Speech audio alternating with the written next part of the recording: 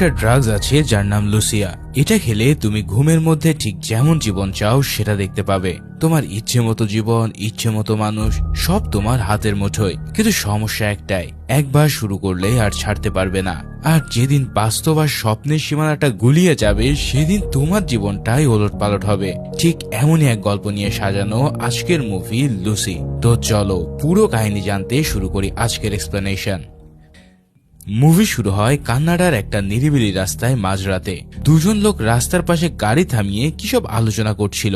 এদের মধ্যে মানিশ নামের লোকটা হঠাৎ গাড়ি থেকে একটা বক্স বের করে এবং সেটাকে সরাসরি আগুনে ছুড়ে দেয়। তার ভাগ্নে মধু তাকে বাধা দিতে চাইলে মানিশ তাকে একটা থাপ্পড় মেরে বলে, তোর কোনো ধারণাই নেই এই জিনিস কতজনের জীবন শেষ করে দিয়েছে। আজ থেকে আমি আর এসবের সাথে নেই।